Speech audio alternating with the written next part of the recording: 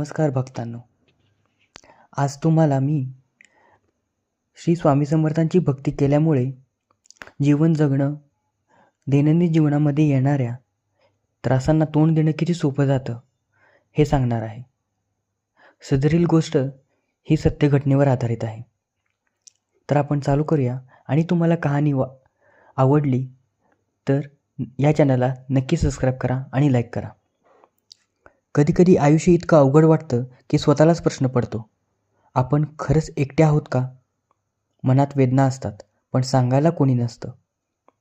डोळ्यात पाणी असतं पण रडायलाही जागा नसते. अशा वेळी जेव्हा सगळे आपल्याकडून दूर गेलेले वाटतात तेव्हा एकच नाव शांतपणे मनात उमटतं, श्री स्वामी समर्थ. त्या एका नावात इतकी ताकद आहे की कोसळलेलं मन थोडं सावरायला लागतं. स्वामी समर्थ हे देव म्हणून नाही तर आईवडिलांसारखे आपल्यासोबत असतात, जे बोलत नाहीत पण सगळं समजून घेतात. किती वेळा असं झालंय की आपण पूर्णपणे हरलोय असं वाटतं.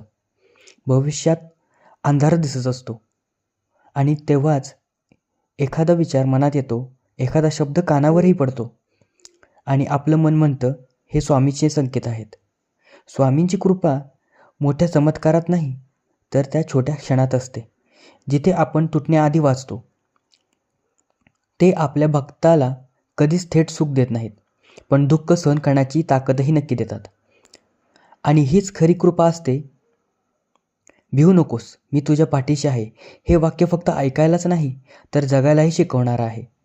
जेव्हा आयुष्यात सगळं हाताबाहेर जातंय असं वाटतं तेव्हा स्वामी समर्थ हळूच सांगतात, थांब, थोडा श्वास घे, मी आहे. आपण अनेकदा विचारतो की देव मला का तपासतोय, पण खरं सांगायचं तर स्वामी आपल्याला मोडायला नाही तर घडवायला तपासत असतात. प्रत्येक अश्रू, प्रत्येक अपयश, प्रत्येक शांत रात्रीची वेदना हे सगळं आपल्याला आतून मजबूत बनवत असतं. स्वामी समर्थ आपल्या भक्ताला कधीही एकटं सोडत नाहीत. आपण त्यांच्या नावावर विश्वास ठेवला की ते आपल्या विचारात, निर्णयात आणि मार्गात अदृश्यपणे उभे राहतात. आज जर तुमचं मन खूप जड असेल, आयुष्याचा अर्थ हरवल्यासारखं वाटत असेल आणि कोणीही समजून घेत नाही असं वाटत असेल तर फक्त एकदा डोळे मिटा आणि मनापासून म्हणा, स्वामी आता तूच पहा.